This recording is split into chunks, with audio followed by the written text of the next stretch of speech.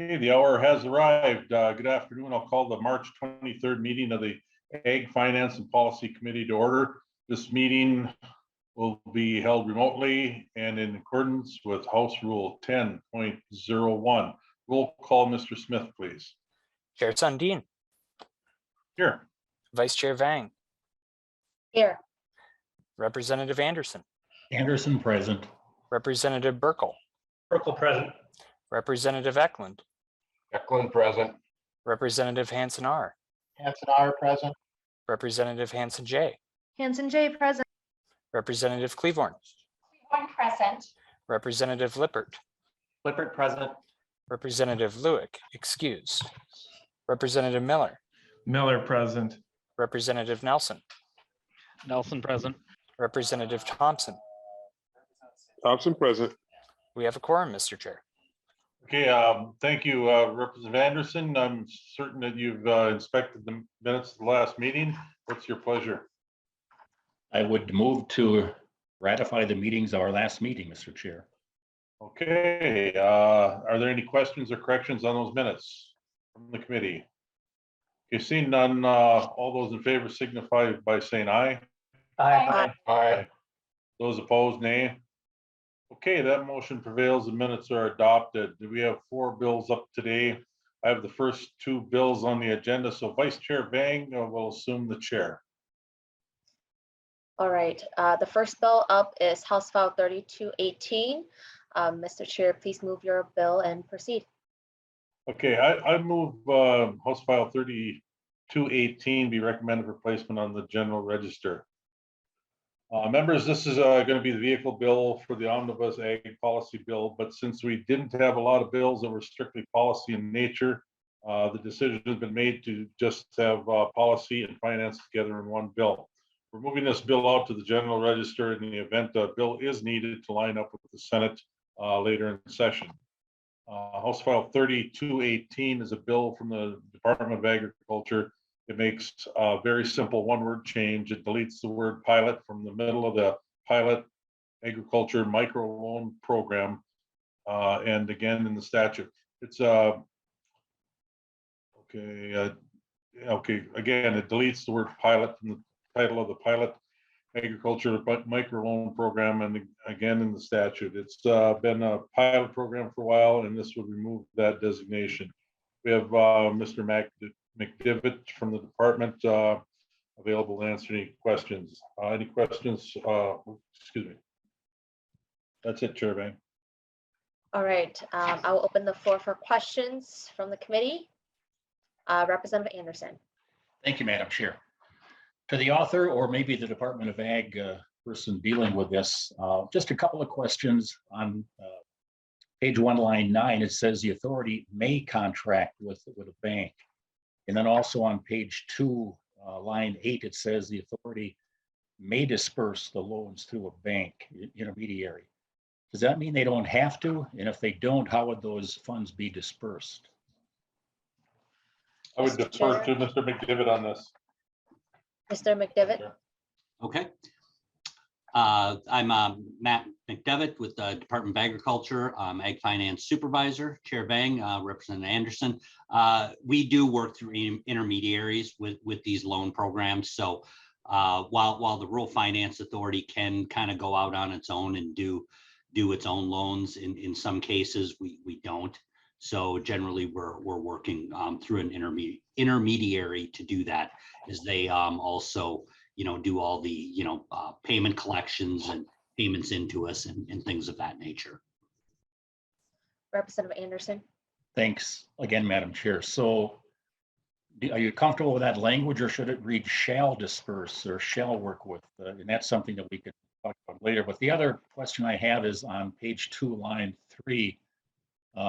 Among those qualified to receive these loans is somebody who is a non-citizen.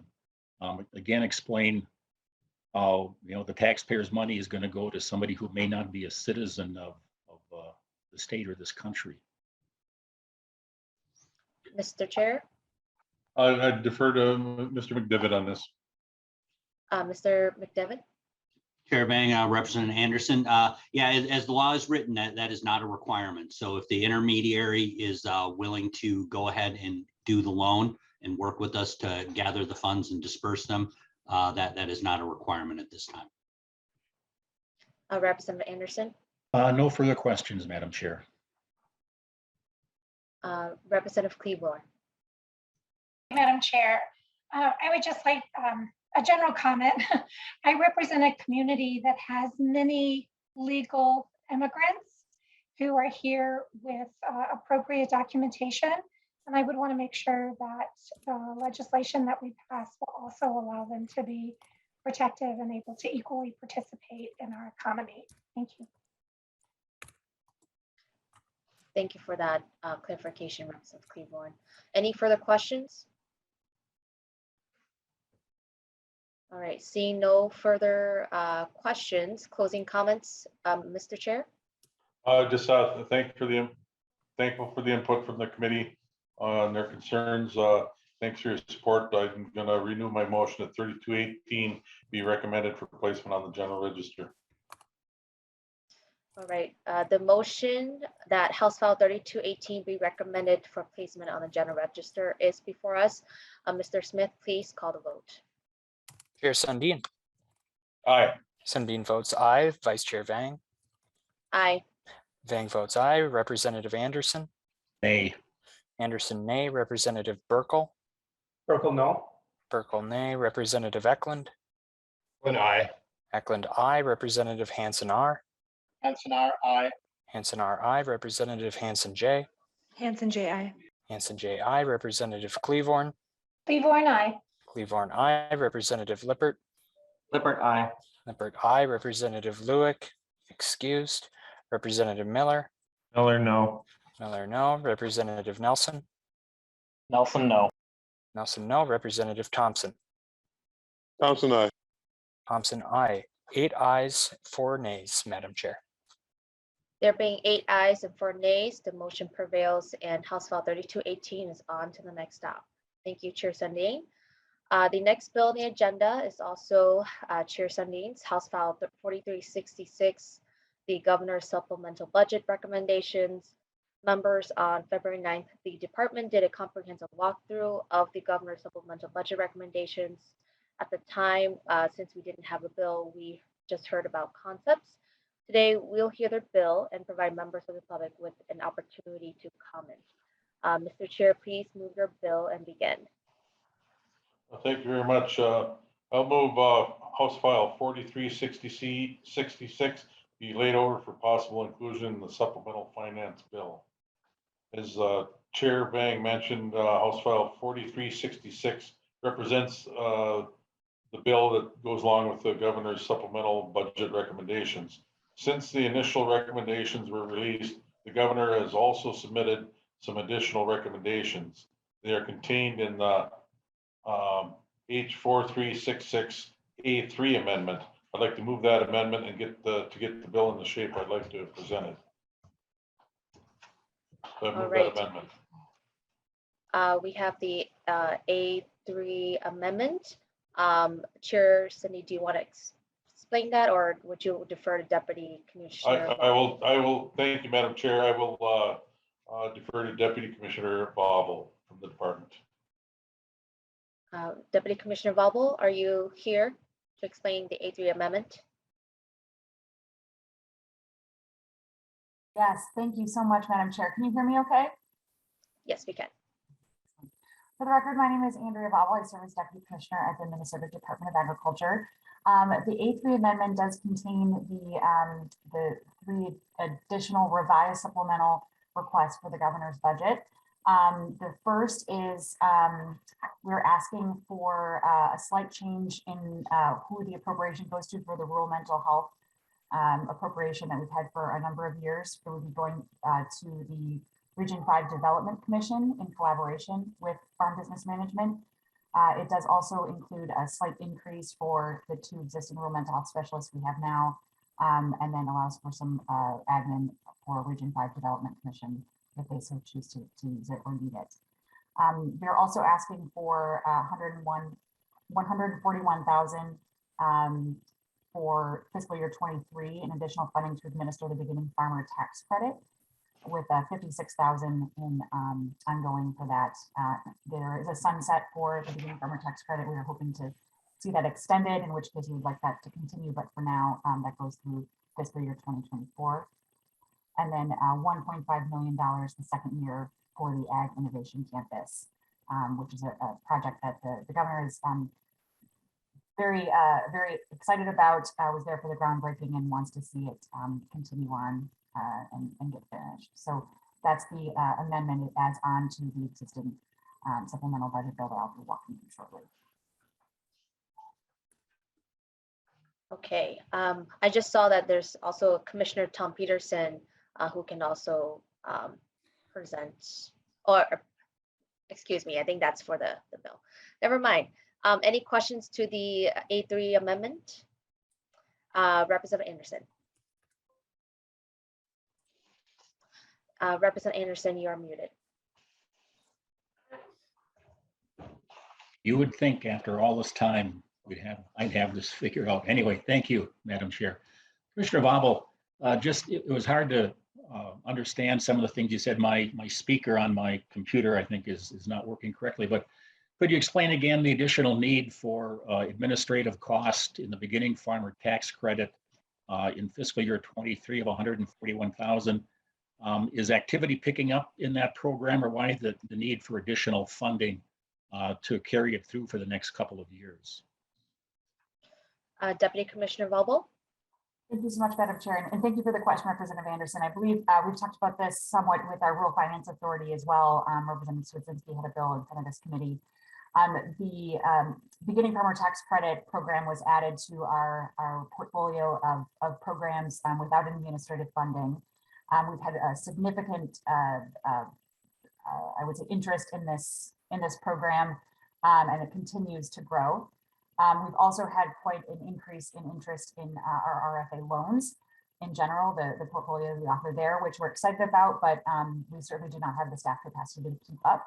So the hope is that we would have some funding to help with the beginning farmer tax credit program to alleviate some of the pressure that's on the RFA loan program staff as well. Could you hear me okay? Representative Anderson. Yeah, Madam Chair, thanks. It just sounds a little bit muffled, but yeah, I caught it this time. Thank you, Commissioner Vobble. I heard you also mention the RFA, and we've also heard that there is a need for additional funding there, at least in some of the programs. So would some of this go to the RFA, or pretty much all stay with the those that work in the tax credit portion of your department? Deputy Commissioner. Madam Chair, Representative Anderson. So the staff that works on the beginning farmer tax credit, it works also with the RFA. So the hope is that we would alleviate some of the pressure that's on that same staff with this funding to help out with the RFA loan portfolio as well. Thank you. All right, any further questions? Seeing none, see no further questions, the A3 amendment is before us. All those in favor signify by saying aye. Aye. Those opposed say nay. The motion prevails. The amendment is adopted. Chair Sundin, House File 4366 as amended is before us. Please continue with your presentation. Thank you, Chair Vang. At this time, I'd like to defer again to Deputy Commissioner Vobble to do a brief walkthrough of the numbers and to focus on some of the language items that are new to the committee. All right, Deputy Commissioner, please proceed.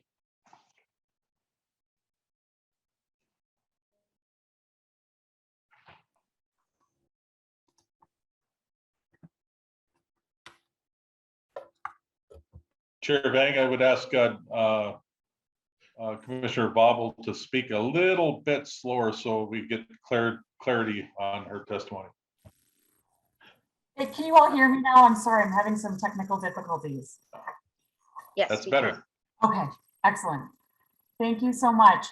Yeah, so I'll walk through the bill. As was mentioned by Chair Vang, we did a more comprehensive walkthrough when we first had the budget released early on in session. So I won't spend a ton of time on each appropriation, but we thought it would be good to walk through through all of those things, as well as the addition of the policy that it corresponds to those appropriations. So just first of all, a very big thank you to all of you. We are so grateful, especially for the budget that we received from all of you last year. We're really proud of what we have before you. It's really, as the commissioners talked about a number of times, it's really a menu of options for all of you.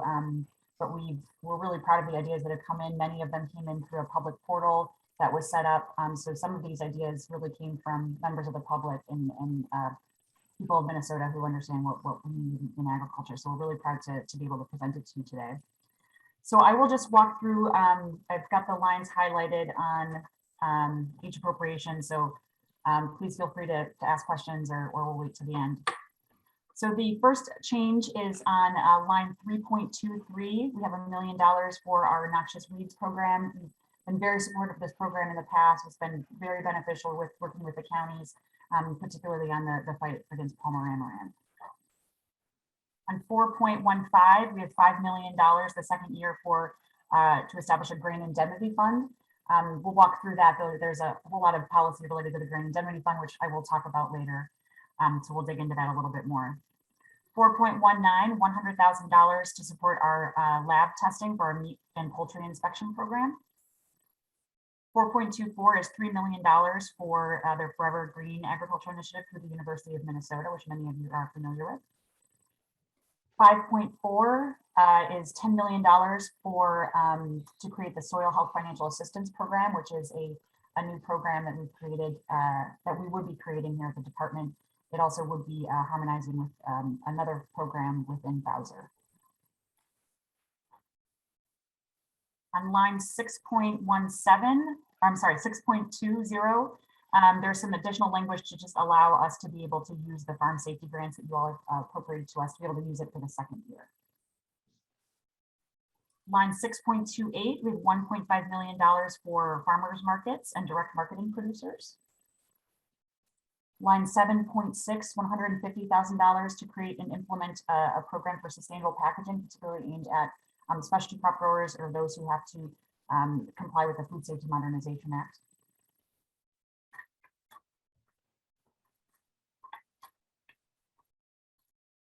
Then we'll go to 11.33. You'll see an addition there of $3 million. That is for additional meat processing grants. 12.15, $250,000 for our new markets cost share program. This is a program that we did some CARES Act dollars that was really popular a couple of years ago. We've added the ability to help businesses develop food safety plans, including HACCP plans, and assist with businesses moving from cottage food exemption to food handling licenses. On 12.25 would be $1.5 million for grants to economic development districts. This would be to help with retention and hiring incentives, particularly the meat processing sector. We've heard from a number of folks that the capital expenditures are hard enough, but then also having the labor to go along with it was an issue. So this is a program aimed to get at that issue. 13.7, $1 million for grants to facilitate the startup, modernization, or expansion of grocery stores, corner stores, farmers markets, and related food retailers. 13.21 is $250,000 for co-packing grants. This was another issue we heard loud and clear from those who are looking to build in Minnesota or expand in Minnesota with the lack of co-packing opportunities that existed. Made it hard for them to grow and be a part of the supply chain. 13.29 is $300,000 for farm business management tuition assistance. This would be harmonized with our existing farm business management grants that we have. This would be prioritized for farmers who are in mediation or grow specialty crops or are urban agriculture. 14.5, $500,000 are for ag planning grants. This would go to local governments, regional planning and economic development organizations, and tribal governments to help plan for value-added food opportunities and economic development related to ag. In a number of the regions, we've heard from folks who really want to dig into that, but don't have the means to plan long-term for those kinds of things.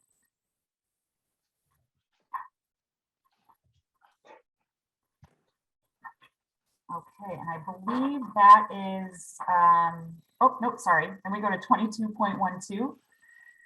$2 million is to, the second year is to provide culturally appropriate services to emerging farmers and food system related businesses.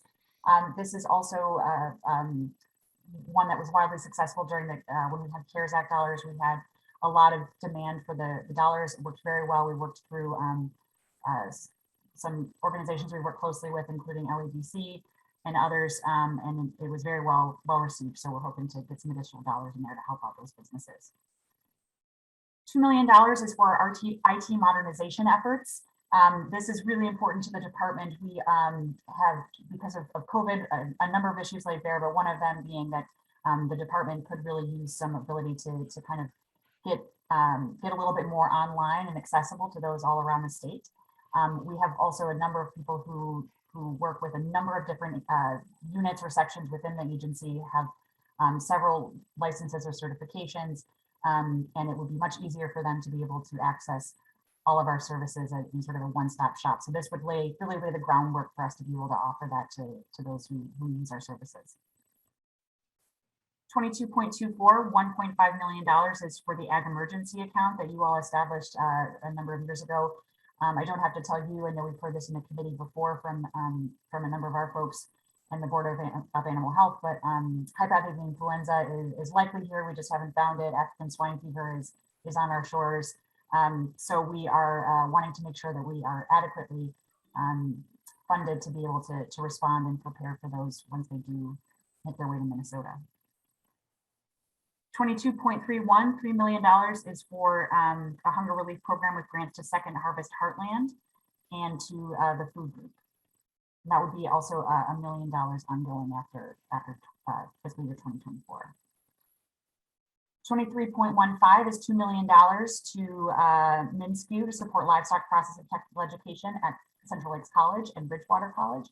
Again, this builds on the fantastic dollars that you all invested to these colleges for a meat cutting program that's getting up and running. We're really excited about the interest that's been shown and what they're going to be able to accomplish. But there are some additional needs they'll have to be able to do that successfully. 23.27 is $1 million to the Good Acre for their local emergency assistance farm fund program, or the LEAP.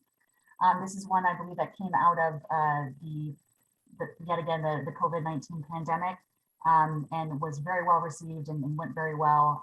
We see a lot of opportunity here.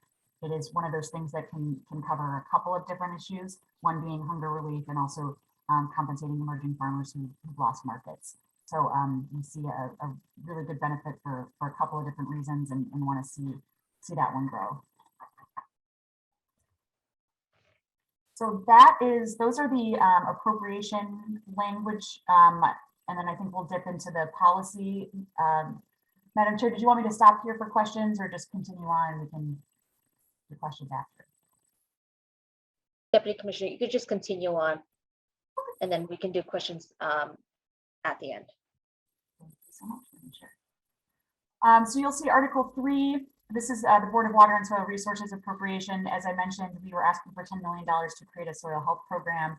This would be an additional program that we work with to build that soil health cost share program. On line 26.6 are the cooperative grants. I know we've heard that in this committee as well. This allows us to create a grant program for those that are looking to finance or create new cooperatives. So this is the language that it allows us to do that. Then we get into the next change is 28.1. This is part of our Ag BMP loan program. We eliminated this. The next few ones are technical changes. This is to, we don't see that this is needed any longer. Staff identify specific funding sources for folks already, and it streamlines the process and requires the local unit of government to verify the available funding. We go down to 28.20, we're eliminating that. MGA staff only allows funding, the funding request for the total of the Ag BMP portion of the loan, so that is not necessary. And then we go to 29.23, we eliminate that language as it's redundant. It's repeated later in the chapter. Starting on line 30.12, this allows surface water intake projects to be eligible projects under the IBM loan program. On line 30.22, we do some updates to the livestock investment grant program, which many of you are familiar with. This does reduce the maximum qualifying expenditures cap. And we also remove the lifetime cap of $50,000. And that's on line 31.6. And then on 31.13, we take out the need for we take out the waiting list recommendation. 31.19.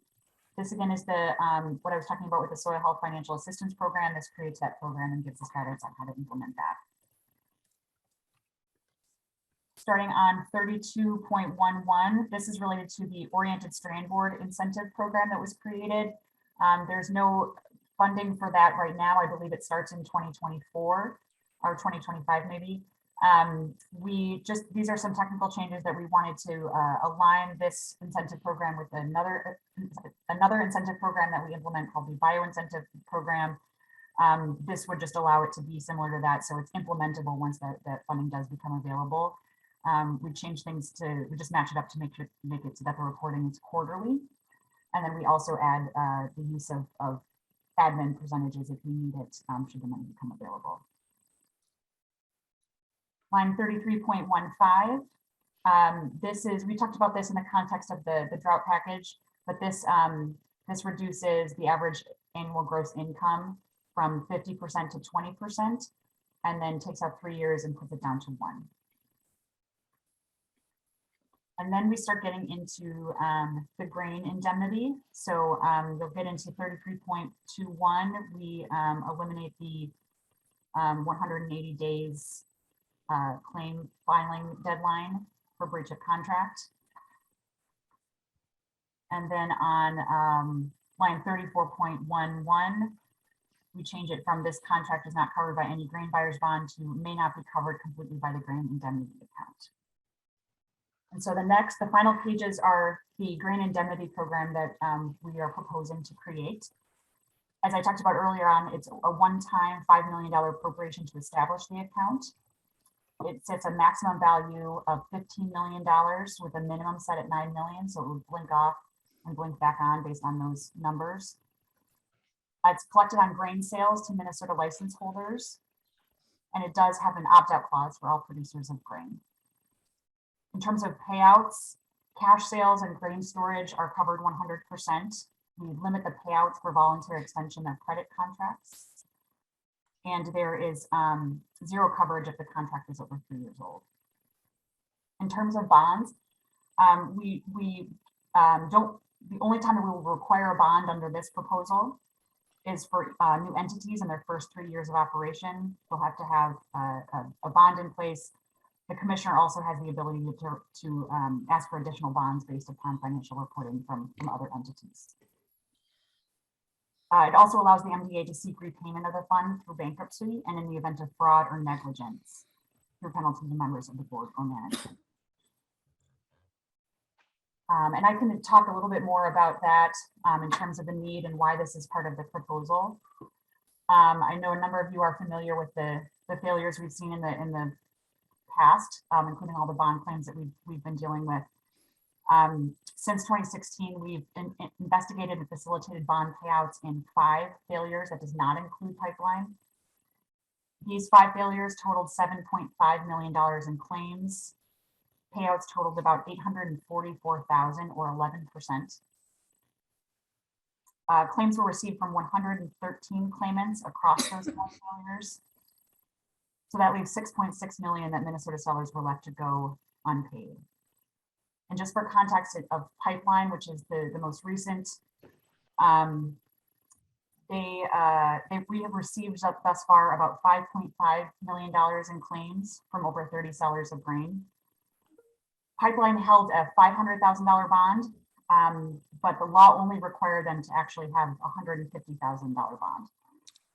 So as you can tell, we feel very strongly that this is something the state should be looking at and pursuing based upon the past and how a number of these producers have been affected so greatly. So we want to have this conversation and appreciate you all listening to me go through this bill. So with that, I am done with my presentation and happy to take any questions.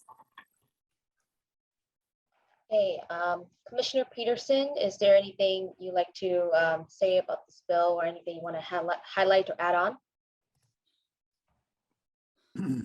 Madam Chair, members, Tom Peterson, Commissioner of Agriculture, Deputy Commissioner Vobble, I think covered it all, and we're here to stand for questions. Sounds good. Thank you, Chair Sundin and the department. We'll open up for questions. We do have a list of testifiers, but I can do member questions for now, and then we'll go to the testifiers and open up the floor again for questions for testifiers and the department again. Representative Lippert. Thank you, Madam Chair, and thank you, Assistant Commissioner Vobble and Commissioner Peterson. So I have a question on the soil health provisions. So Section 3 has an appropriation to the Board of Water and Soil Resources, which typically is an environmental jurisdiction, I think. So can you just explain that a little bit more, why that's in the ag budget and if that's unusual? And then just kind of the Venn diagram of how you expect the soil health action to work and kind of interrelationship between the two agencies on soil health programs. Deputy Commissioner. Thank you so much, Madam Chair, and thank you for the question, Representative Lippert. We've been very blessed to be able to work very closely with the Bowser for a number of years over a number of our programs. This is another one that we envision working very closely.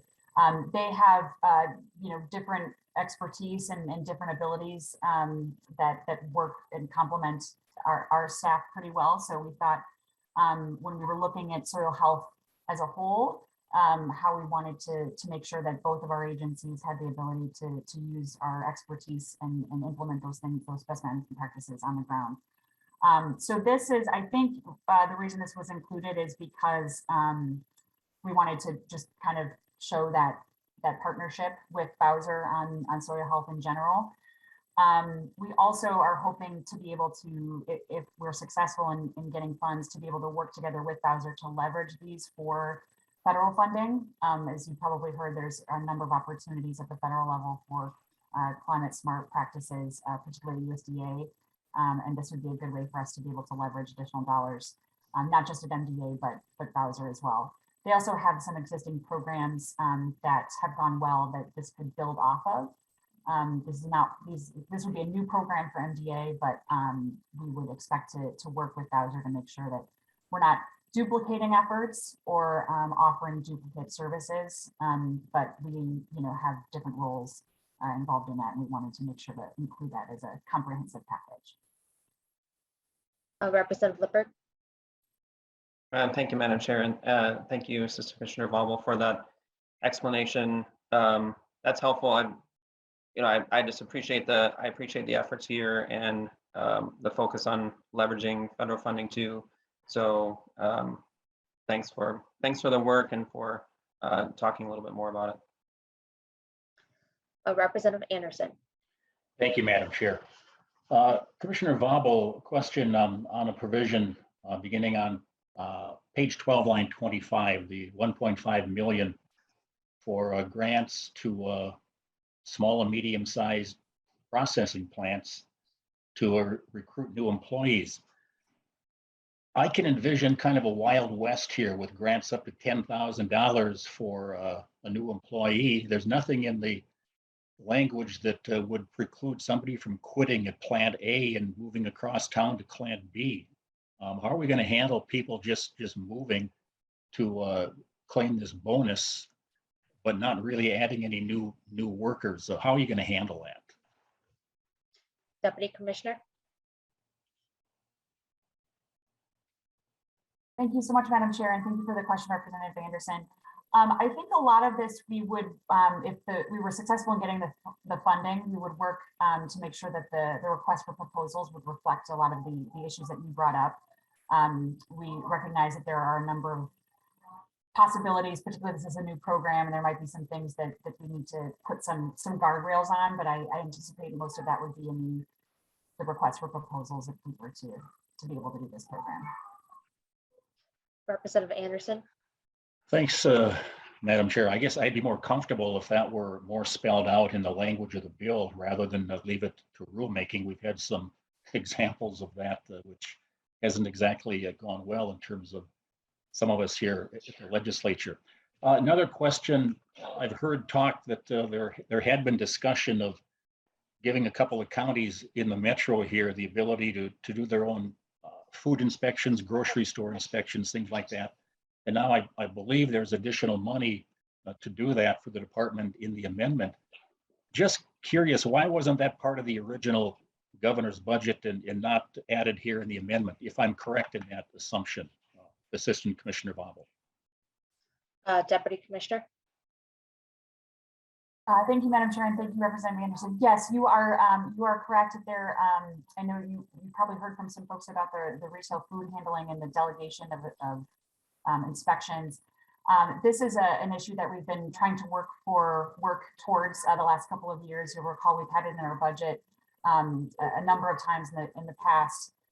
Representative Lewick, I believe, has a bill that helps with parts of that. That is to just dedicate the fees to allow us to be able to have a longer term funding string, basically. So we had tried to get that through a number of times through this committee and others and weren't successful. So it was, we had a number of other priorities and we thought we'd revert to that.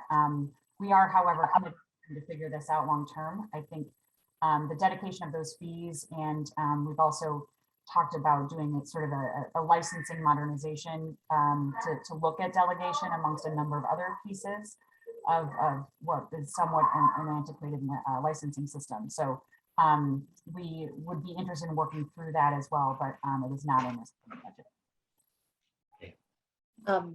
Final follow-up, Representative Anderson. We do have a list of testifiers too, and so you can also ask your questions after that as well. Okay, I'll wait then, Madam Chair. Okay. Representative Hansen. Thank you, Madam Chair, and maybe Commissioner Peterson can help on this, but I would think the same criteria on making sure that the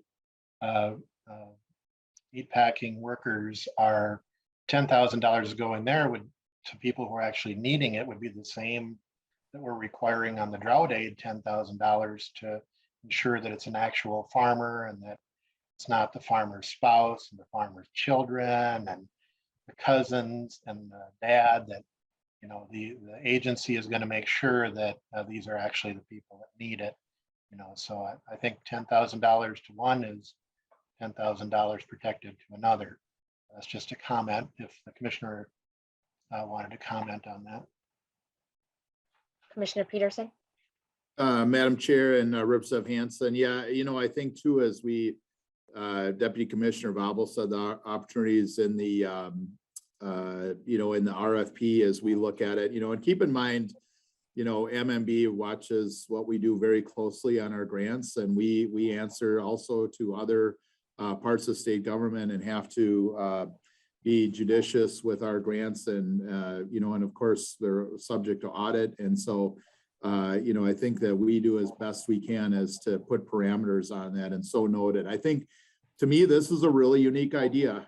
I think as we look at meat processing, and you're all hear about it and heard about it, and we've spent a ton of time on it, and grants are great, and everything, and we're gonna hopefully get more grants. It's just with the USDA Rural Development Director Colleen Landcamer and looking at this and how we get more to, but keeping workers at these plants or these smaller plants is a huge issue, and so we have to, I think, take an all above approach, in which the legislature has been doing. It's very excellent that we've started the Central Lakes College in Ridgewater and trying to jumpstart that. We've done mobile processing, but also this is kind of a unique idea to maybe help some of those plants. And so when they look around and say, what else do you got? this is what we got. And so we would work very hard, but keep in mind, we also, have things that we have to answer to make sure that's protected. And I appreciate both your comments and Representative Anderson's comment. Representative Hansen. Madam Chair, I think it's really important that we treat the farmers who produce the food the same as the workers who process the food, that they are equal. And I did have a question following up on Representative Lippert's on, the Bowser appropriation, if that, it wasn't clear if that was passed through, if it appears in the ag budget, or if the agency will be hiring staff and creating a duplicate program. If money for soil health is passed in the ag budget, will that be passed through to another budget or through the agency, or will it be retained and used within the agency? Commissioner Peterson. Madam Chair, Representative Hansen, are you talking about the Bowser appropriation that's in the bill, or the our 10 million? The Bowser that's in the bill. I'm not sure. Deputy Commissioner Vobble may have a better idea on how that's going to be broke out. And again, trying to do a partnership on that, but I would assume that would go right to Bowser. I'm not sure. It's kind of uncharted territories. I'm not aware of other things that we've had through the Ag Committee that went to Bowser. I think this is kind of how the bill was developed. It obviously makes more sense to go through your division, or however that might work or whatnot. But we're looking at this as a partnership with Bowser and open to suggestions on that. But I don't know if Deputy Commissioner has other comments on that. Deputy Commissioner. Thank you, Madam Chair. No, I think you're exactly right, Commissioner Peterson. I think this is somewhat uncharted. This would be dollars that would go to Bowser. However, the 17 million or however many was appropriate to them. But this is just sort of a unique way to go about it. But we'd be open to a lot of different ways to make Madam this. Chair. Chair Hansen, I'm sorry, we do have a list of testifiers here, and so if you could hold your question, and then we'll go to the testifiers, and you can follow up with your question again, Chair Hansen. I was just going to comment that if Representative Sundin, if Chair Sundin is going to cover this in his target, I'd be very happy. Mr. Chair? Sounds good. Thank you. All right, we do have a list of testifiers here. We'll start with David Eckhout, Farm Program Director from the Good Acre. Please identify yourself for the committee and proceed. Thank you, Madam Chair and members of the committee. For the record, my name is David Van Eckhout. I'm the Farm Program Director at the Good Acre, a nonprofit food hub based in Falcon Heights, Minnesota. I'm here today to express my support for House File 4366, and more specifically on line 23.27, a grant to the Good Acre for the Local Emergency Assistance Farmer Fund, also known as LEAF. LEAF is a multi-organization collaboration that began in 2020 to support emerging vegetable farmers due to the loss of their markets caused by the pandemic. Farmers accepted into the program are guaranteed a fixed amount of sales to the program. The purchased produce is then donated to multiple hunger relief organizations, as well as directly to consumers through community school-based distribution sites. In the last 2 years, LEAF has purchased over $480,000 worth of produce from 62 participating farms. Those purchases have resulted in over 250,000 pounds of #1 quality fresh produce being donated to hunger relief organizations for distribution throughout the state. The benefits of this innovative program have continued to surpass our initial goals. The vast majority of participating farmers commented that LEAF allowed them to reduce or even eliminate the amount of wasted produce on their farms. And all participating farmers reported learning new skills from the program, including how to communicate with wholesale buyers, packaging requirements, and food safety. The program has also offered a low barrier entry point for farmers into our food hub's other wholesale market opportunities. The farmers who participated in LEAF in 2020 sold an additional $350,000 in produce into other wholesale markets during the 2021 season, creating more financial stability for their farm businesses. Each year, the program, we've had to turn away farmers and limit the amount of produce received by our hunger relief partners. I urge you to support this appropriation, which will allow us to expand a model that is already successful and is making a significant impact. Thank you. Thank you, Mr. Eckhout. Next we have is Maeve Malosi Kelly. Please identify yourself for the record and proceed. Thank you. Good afternoon, Chair Sundin and members of the House Agriculture, Finance and Policy Committee. My name is Maeve Malosi Kelly. I am currently based in Minneapolis, but I am the Farmers Market Economic Opportunity Vista working with the Minnesota Farmers Market Association.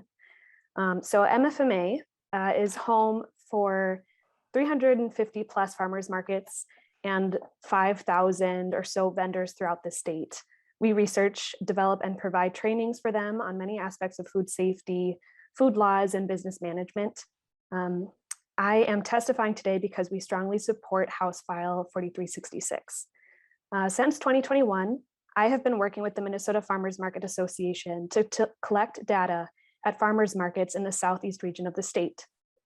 Using the FM360 survey tool, I traveled to 18 farmers markets and spoke with hundreds of market managers, vendors, and customers. Those conversations, as well as the data produced from the surveys, clearly shows the importance farmers markets have, acting as business incubators, peer support networks for agricultural entrepreneurs, and support community wellness through access to healthy foods. I'd like to take a moment here to say thank you for the support the legislature, MDA, and other state departments have given farmers markets over the past 2 years to help us through the pandemic. But being able to keep the markets open safely provided sources of nourishment for those struggling with food insecurity and continued to provide financial support to our farmers market vendors. As most farmers markets in our state are volunteer run, COVID-19 was particularly hard on them, using up the last reserves of what they had disposable to them. So the $1.5 million in this proposal for farmers markets and direct marketing farmers would provide much needed relief to replenish supplies, signs, and equipment. Moreover, this proposal includes several more items that would indirectly support farmers markets and their communities. To highlight just a few, the proposed $8.7 million in meat and poultry processing would allow many more farmers to sell their meats at farmers markets.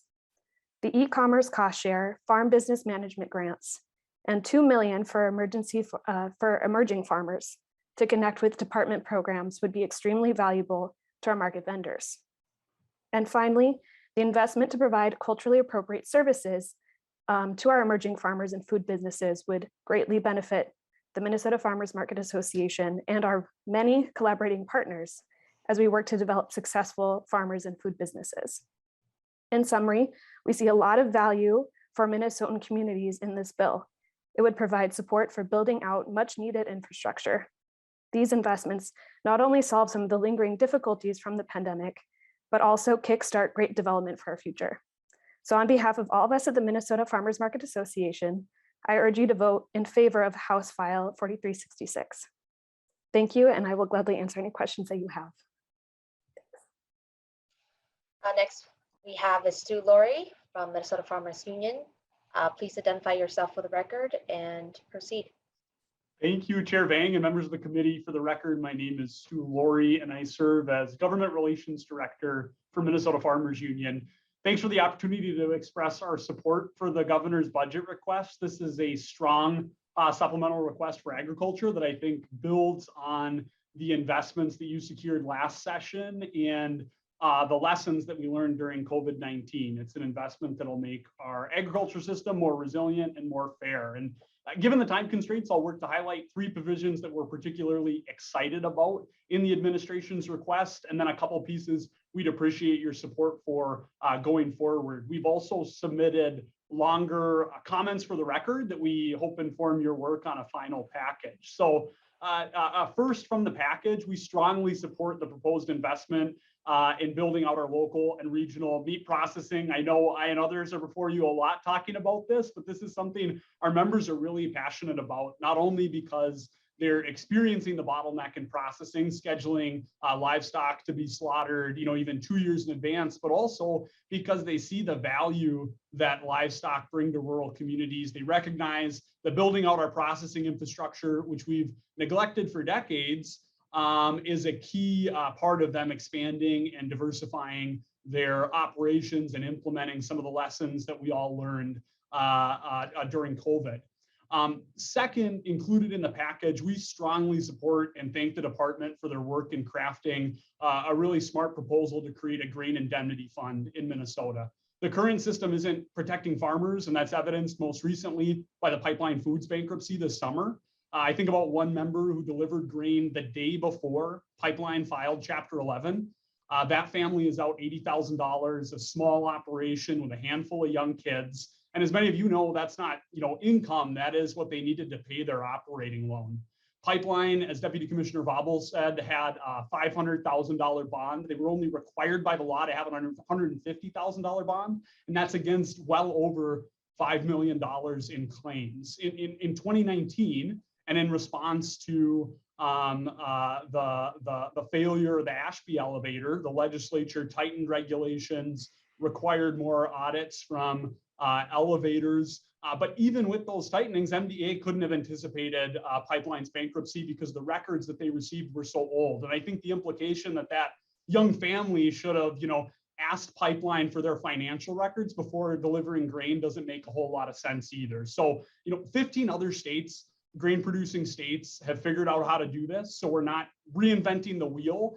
And if we get this done, it'll be around in 20 years, it'll be sustainable, and it'll save farms then, just as it would have if we had have implemented it in 2019.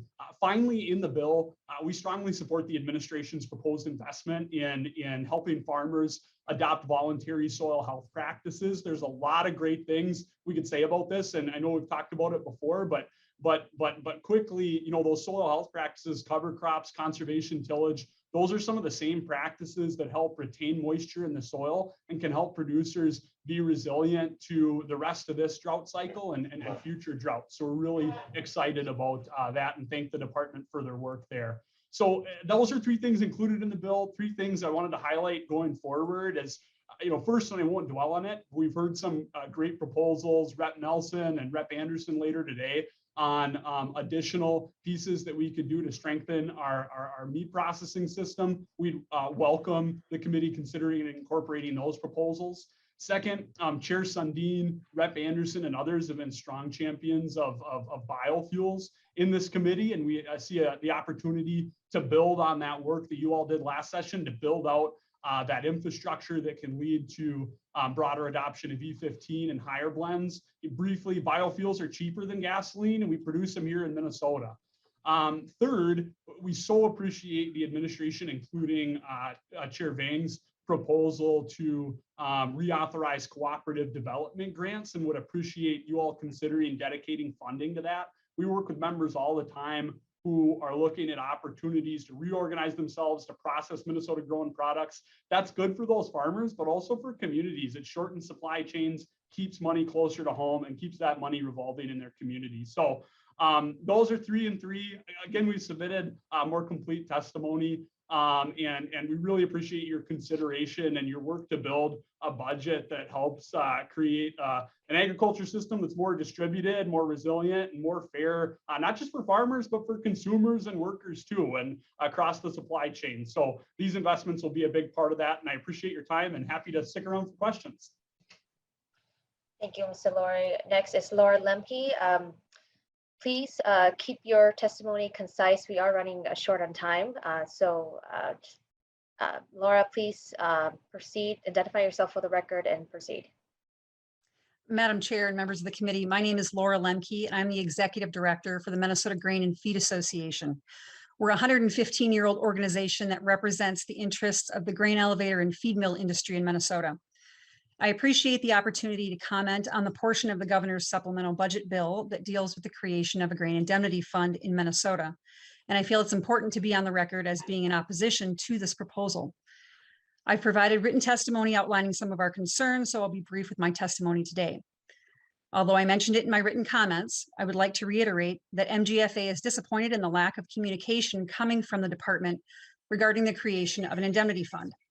What started as a rumor last fall that the MDA would be pushing for an indemnity fund this session morphed into a vague commentary about general support for a fund by staff, to the eventual confirmation that there would be an indemnity fund proposal, but no solid details.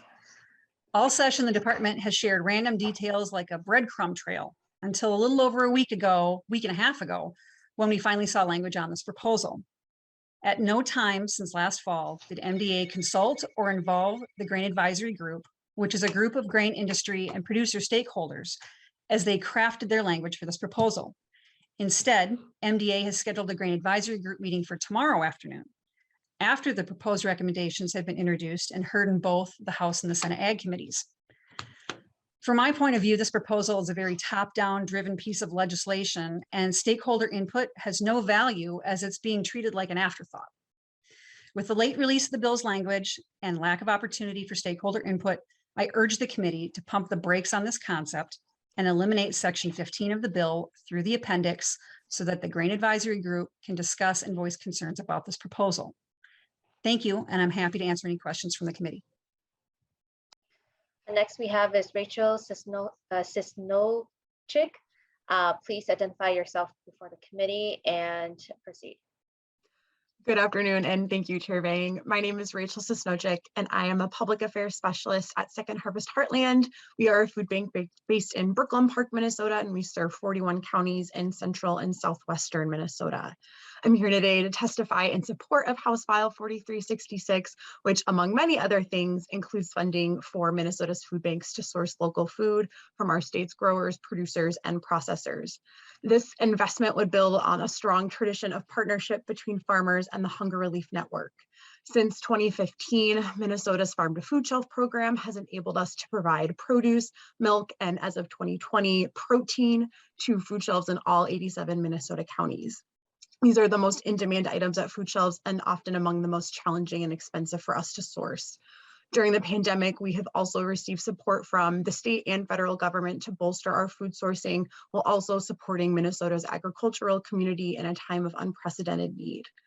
Last year alone, this government funding put 7.7 million pounds of locally grown produce, 383,000 gallons of milk from our partners at Prairie Farms, and 300,000 pounds of meat from Minnesota producers and processors onto the kitchen tables of Minnesotans experiencing food insecurity. Our experience with these types of programs makes Minnesota's Feeding America food banks uniquely positioned to spend these proposed funds effectively and ensure food gets to our neighbors who need it most. Unfortunately, the fight against hunger is far from over. Just last year, Second Harvest Heartland and our network of food shelves served over 813,000 people just within our service area. And at the same time, food banks are facing the same supply chain issues and sky-high prices that consumers are. Our prices are up about 8% for the foods we need to purchase, and food donations are also lagging, with almost no donated meat coming our way these last few months. So the persisting pandemic, record high food prices, supply chain disruptions, and just an economic recovery that's coming slowly for too many people means that today's hunger is harder to fight and tougher to live with. So the governor's proposal is a really smart and effective use of state funds that will make it possible for us to fill more fridges with the staples that power Minnesota. So thank you all for your time today and your support of our work. Okay, thank you to our testifiers here. Additional written testimony was also provided, so members please take note of that. Vice Chair Vang, Yes. excuse me, there was a late addition, Jim Falk. Jim Falk. Okay, Mr. Falk, please identify yourself before the record and proceed. Chair Vang and members of the House Ag Committee, thank you for allowing me to testify in support of creation of the indemnity fund as proposed in the governor's budget. For the record, I'm Jim Falk, the owner of Falk Seed Farm. I've been a bonded grain buyer for many years. Our main business is seed, but we have the right equipment to do specialty processing. And so through the years, we've processed food grade and organic crops for domestic and overseas buyers. Seed is our main business and always has been. In the last changes to the grain buyer licensing, small businesses like myself have been thrown under the large umbrella of commercial grain buyers. and we fall under this audit and financial requirements, the new requirements. My review last year cost me about $6,000 to comply with the rule that I think is failing to protect farmers. Please understand that I have no issue in submitting my financial records and completing the reports for MDA regarding my volume of sales or purchases, as I've always done in the past. The reason for my testimony today is to call attention to the fact that our current system continues to prove over and over again that it isn't working. Our current law is badly in need of revision and appears to protect the grain elevators and bond companies rather than the farmers, which one has to assume was the intent of the law. Why is there a law to regulate grain buying and requiring bonds of grain buyers if the intent of the law is not to protect farmers from grain buyers defaulting on payments to farmers? 15 other states have implemented an indemnity fund to protect their farmers from fraud and default, and now MDA is actively seeking to protect farmers in Minnesota by establishing an indemnity fund. I don't know who could possibly be against this proven solution. I'm also a farmer, the fourth generation to farm on our family farm in Swift County, and I sell grain to the local elevator, so I want to be protected under the grain buyer laws in Minnesota for the grain I sell. The whole idea of storing your grain with an MDA-approved licensed grain buyer is to give the farmer the option of retaining the ownership of his grain and having the ability to sell that grain when the farmer decides he wants to. Unfortunately, we've seen time and time again that elevators collapse, leaving farmers holding the bag. We've had Porter go down in 2015, Ashby in 2018, Carlstead in 2019, and now in the past year, Pipeline Foods. It should be obvious to everyone in this committee that the current law does little to protect farmers. Even though the law changed. I'm sorry to interrupt, but I'm going to have to ask you to wrap up. Okay. Well, I definitely support the indemnity fund. So I hope that the committee will support the indemnity fund so farmers can finally have the protections they need to get paid for the grain they've delivered should any grain buyer default. Thank you for the opportunity to testify today. Thank you, Mr. Falk. And with that, as I mentioned before, members, I will open up the floor for questions from the committee.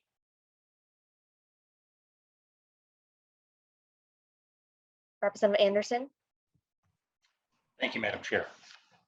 Appreciate Mr. Falk's words and agree that there's a need for something out there, but it just seems like this proposal came to us extremely late. It should have been a standalone bill, in my opinion. In fact, I carried a standalone bill dealing with this a couple of years ago. It's complicated, and I just think it deserves more scrutiny. And, you know, there was an advisory group put together, grain advisory group, that evidently did not have any input into this program. So although I see that we need to do something, I'm not quite sure this is the way to do it with this put into the supplemental budget bill at this late stage of the legislative game. Thank you, Madam Chair. All right. Any further member questions? Members, if you still have questions with the department, I would encourage you to speak with the department offline as well. Seeing no further questions, Chair Sundin, any closing comments before we lay the bill over? Yes, thank you, Chair Vang. Thank you, members, and those testifying today, especially the Elder Falk. It's good to hear from him. On Monday, just as a framework here, on Monday, Representative Anderson asked about targets and the process of putting the supplemental bill together. So kind of as a framework, you know, some bullet points. This bill represents the next step in the process. This will be the vehicle for the supplemental finance bill. Secondly, the targets are still being finalized, so we don't have a formal target as of yet. But with deadlines coming, we need to start working in that direction. The plan, as I see it, follows. We'll have one more day of hearings on bills next Monday. We may or may not meet next Wednesday, as I'll use the rest of the week to review our work from the past months and what we've heard to develop a package for your consideration. I plan to post a delete all amendment on Friday, the April 1st. On Monday, April 4th, we'll have a walkthrough of the DE and provide the public with an opportunity to react for members to ask questions, but no action will be taken at that time. We will continue to accept written testimony through Tuesday, and amendments will be due by 4 p.m. on Tuesday, March 5th. On Wednesday, March 6th, we'll consider amendments and vote the bill out to Ways and Means. I really appreciate the input from all the members this year, and I look forward to trying to come up with a package that will deserve strong bipartisan support. Thank you for your consideration. All right, thank you for the roadmap, Chair Sundin. And with that, House File 4366 as amended is laid over. And Chair Sundin, I will return the gavel to you. Okay, Representative Anderson, you have the next two bills. 4057 deals with meat cutting and a butchery program. We have about 20 minutes blocked for this bill. Representative Anderson, would you like to move House File 4057 to be laid over for possible inclusion in the supplemental finance bill? Yes, I would, Mr. Chair. That's my motion. Okay, that bill is before us. Please tell us about your bill and introduce your testifiers, please. Thanks, Mr. Chair. In fact, we have two bills to get done here in the next 20 minutes, so I'll be as brief as possible. We've had a lot of discussion in the committee this year about local meat processing and getting more people involved in learning the trade of processing meat. This bill does the same thing, but it focuses on secondary schools in the career and tech education portion of their schools, which is a growing aspect in our high schools across Minnesota. So this bill would work with our high school, secondary schools, career tech ed, and appropriates $1 million to be broken down, as you can see in your in the bill form there in 4057. And Mr. Chair, I have a couple of testifiers who would like to talk about the bill. I see first up would be Eric Sawatsky. Could you identify yourself and go ahead with your testimony? Thank you, Chair Sundin. My name is Eric Sawatsky. I am a high school ag instructor at West Central Area Schools.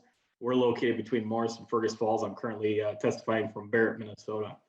Yeah, so I want to thank the committee for hearing House File 4057, as this bill will provide the foundational support needed to feed the meat processing workforce shortage. This committee has heard plenty of testimony in the past and even today about the once unnoticed shortage of meat processors that quickly became evident in everyone's eyes during the earliest peaks of COVID. And personally, I'm also a turkey farmer, and we witnessed this shortage firsthand during one particular loadout night in which we had to call into our local processor after each semi-load was filled to see if enough workers actually showed up at the facility to work that day. At about 3 o'clock that morning, before all our birds were loaded, we had to stop and send everyone home because there weren't enough workers at the processing plant.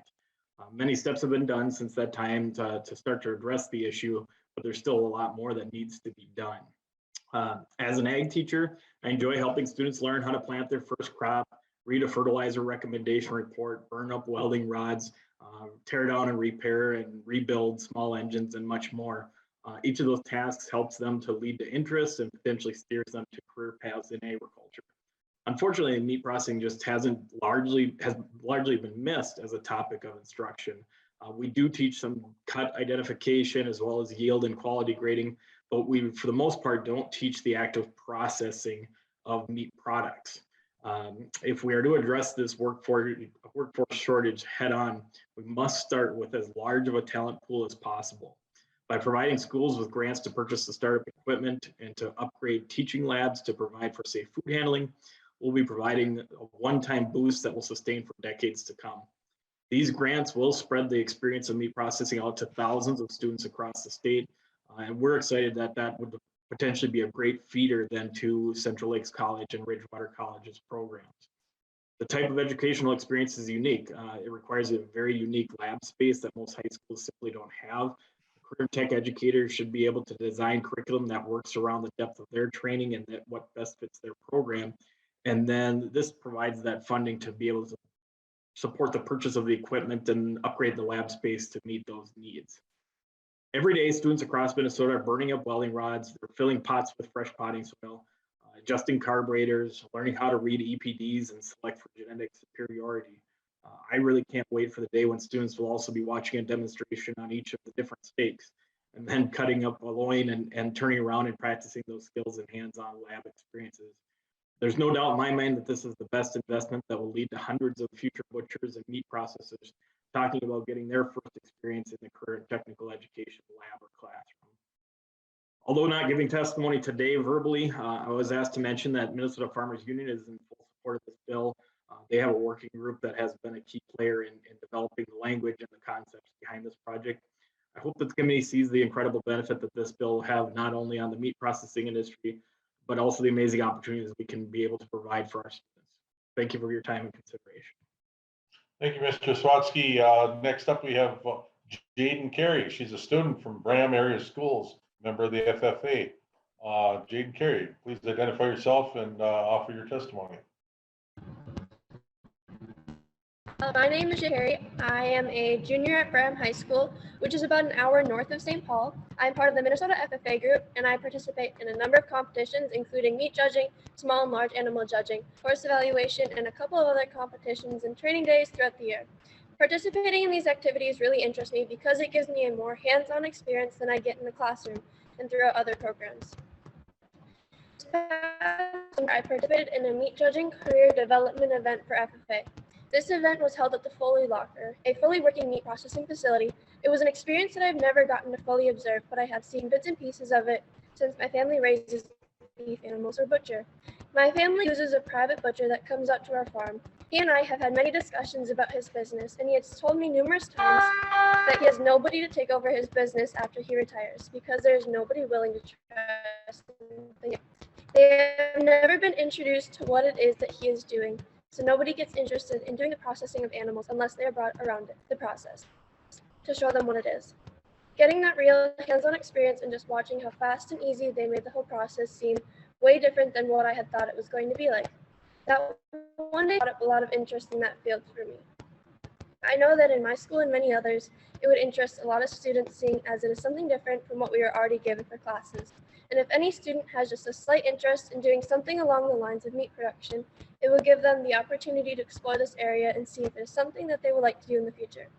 A lot of students in my school hunt for some kind of animal, whether it be deer, waterfowl, small game, or other animals. It will help us to learn to process our own animals and not have to bring in animals for processing during hunting seasons. Giving the students the opportunity to explore this field, whether they see themselves in meat production or if they are just taking the class, it will give them more of an opportunity to explore different careers. It will help students who are potentially looking into becoming a butcher to have something on their transcripts that show they already have the basic knowledge into meat production programs. That completes my testimony. Thank you so very much. I think you've got chair. I think you've got a future possibly as chair of the Ag Committee and House of Representatives someday. Thank you for your testimony.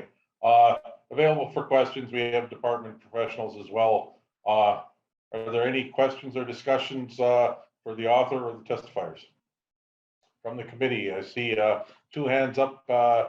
Representative Cleveland, please.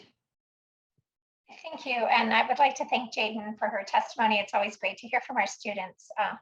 But thank you for being here with us today. My question is actually to Representative Anderson. So I serve on higher education as well, and we receive many bills in higher education that have to do with technical training and technical learning. And I'm wondering, since full disclosure, my daughter has a PhD in food science, right? And that's a higher education degree. I'm wondering why this bill is coming to us through Ag Committee and not through the Higher Education Committee or K-12 Committee. A response to Representative Anderson, please. Mr. Chair and Representative, I just do what I'm told. I was asked to carry the bill. You raise a good point, and it does involve career and tech education. And one of the things I liked about the bill was that it also helped fund training for instructors. As you well know, one of the things holding back career and tech ed is a lack of qualified instructors, and I think this would help that. But your point about going to the higher ed committee, I see your point, but again, that's about my pay grade. Yeah, Mr. Chair. Representative Cleveland. I'm just trying to protect your budget line, Mr. Chair.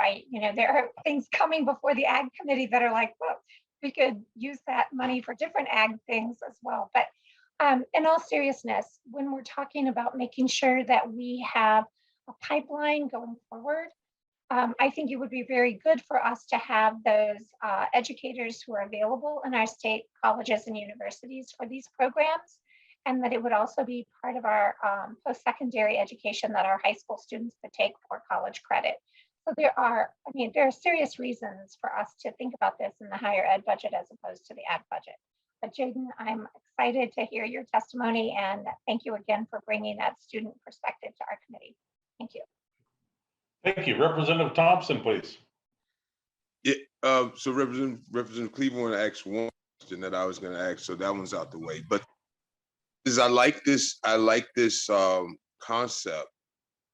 And my question was, could we like broaden our horizons and go like to several districts and like bring some of that over in my district also, for a fact that if our kids can see it, they can be it.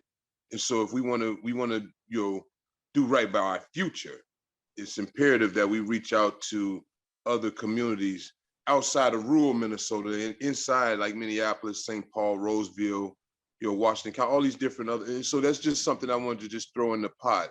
We put all this stuff in the pot, we make a very good gumbo. So thank you. Thank you. Thank you, Representative Thompson.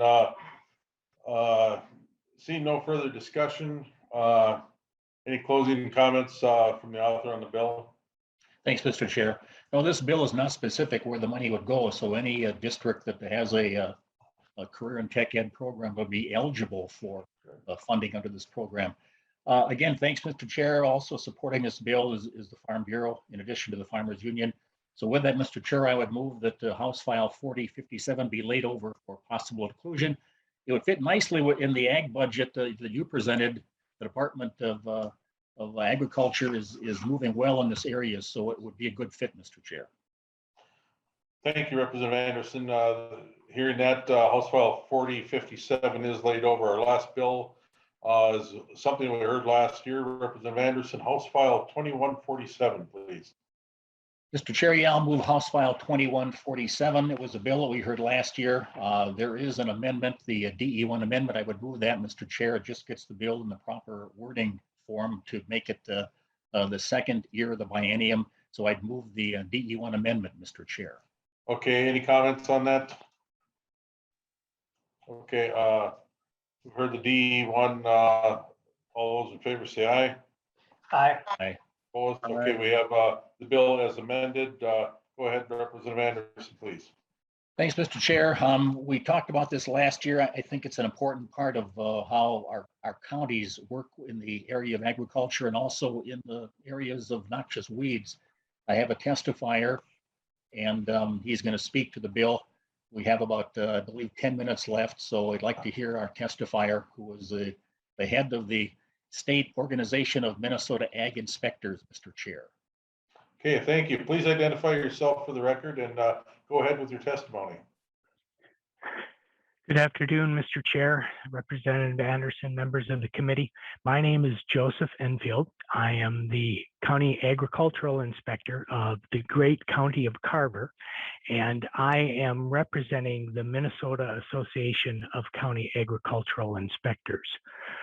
The County Ag Inspector position's been around since 1929. Many of us wear multiple hats in our positions.